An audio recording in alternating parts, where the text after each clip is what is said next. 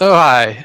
Want to do a quick little kind of run through explanation demo of this really stupid and janky game that I have built in my teapot.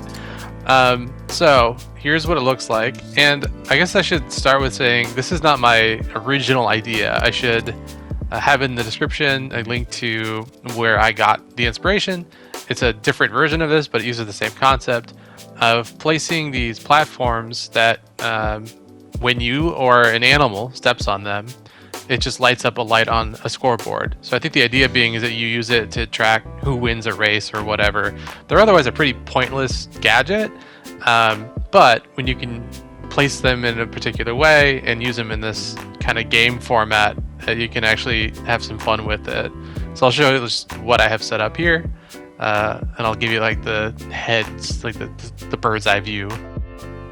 So looking down, you see just random buildings, and I put just this long pathway here, but you can shape it however you want. I do have this collection of animals, which I found to be my favorite, but you can try different animals. They all have different AI and kind of behave a little bit differently.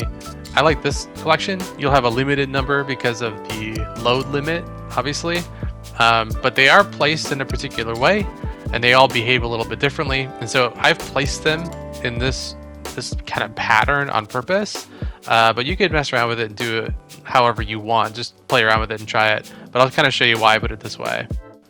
So the dog with the blade in its mouth, I like to put him in the middle, and he kind of acts as the tug of war. He's really consistent. You you can shoot him, and he just kind of goes away from where you're shooting. And if you stop shooting him, he runs back in your direction. So he actually has this kind of fun, like tug of war type of gameplay to him that I find like a good baseline for the game. And then these other foxes around act a little bit differently.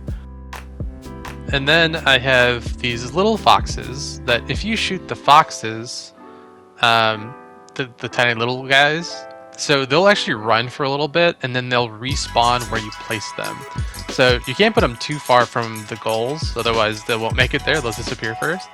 But they act as kind of like a one-off free shot if you place them where if you'll generally shoot them and they'll go into the goal, then what you have there is kind of like a free kick setup. So you have this dynamic where you're shooting the big dog, trying to get him knocked back away from yours and toward the other goal. Meanwhile, every so often you have the little fox spawning that you can kind of try to shoot in for a free goal.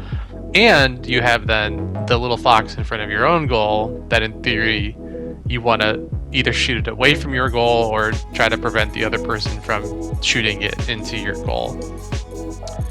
And then you just have this and probably the most replaceable of the animals, especially is this there he goes, the little kitsune fox there. He just kind of does his own thing. He's random, he's hard to control, never really sure what he's gonna do.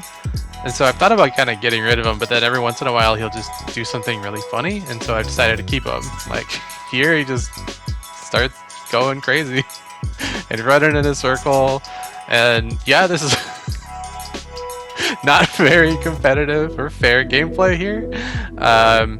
He'll just sometimes pick a side and decide that's the side that should win, and like that's the game. That's just how it's played. So you don't have like a ton of control over the animals generally, so I like to use Kazuha. You might be able to try to use like Jean or maybe something else, or just try to attack and chase them toward the middle to try to kind of get things started. But Kazuha works pretty well. Any bow would work here. You just want to stand on the outside, obviously, and try to shoot in.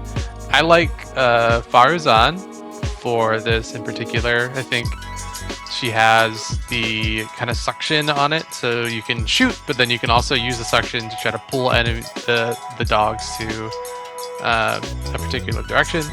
But I think you can either let people use who they want, or you can, set a default character or whatever. But depending on like the terrain, you see I got all these really awkwardly placed buildings. You could make it a little bit more navigable and not make it so you really want like Kazuha. But for me, I think like having some like way to raise up. You see, I have that like pole on the other tower to climb up, and you could put up like stairs or something. I was just pretty lazy to set this up, but yeah, the idea being you can stand up high, get a shot, try to get the dogs and foxes into the goal, but then you also have to be mindful of guarding your own. You see, it just wasn't paying attention because I don't know.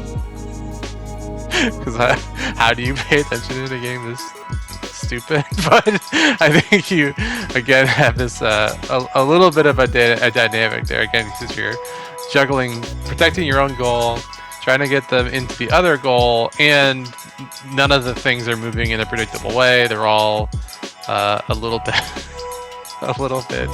hard to navigate, and also you have to worry about your opposition cheating. So consider that too.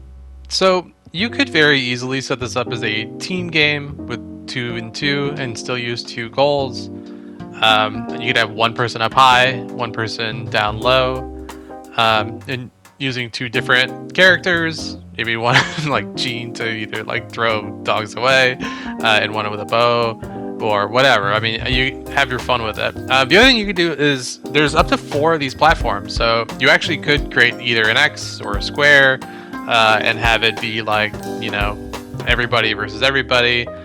You could even make it a co-op thing and basically set up more of a obstacle course or whatever, and try to get the animals to one goal, but do it cooperatively. So I think you could use that concept and just kind of take it from there. I think it's fun in general. I guess one thing to keep in mind, and I don't know what else to do here, but I had this experience where my janky construction kind of bit me in the ass here a little bit, and I had this little fox get away. So you're gonna have to play around a little bit with how you build it. So this gap there, I thought it was safe, but it just wasn't. So if this happens, I don't know, I think you could just teleport away, teleport back maybe. There's not like a good way to get them back in. And maybe a good reason to get rid of this fox in particular. He's too smart. I tried to maybe just chase him away and kind of zone him out, thinking he would maybe eventually disappear, but he doesn't. He's too smart. But I guess so my next steps on this little game here, I don't know. I actually think I might leave it as it is because I like how janky it is. But I do want to try to play around with some of these other. There he goes. Oh, fuck. Magnificent bastard. Look at him go. Just standing there. But I think I want to play around a lot with the mini games here. I think I'm not a huge fan of wind trace and things like that, but I guess just like a final thought here. And when we both die, he does eventually go back in the pen. But I hope this is somewhat inspiring people to try to play around with more with the teapot. You'll see my teapot otherwise has nothing in it.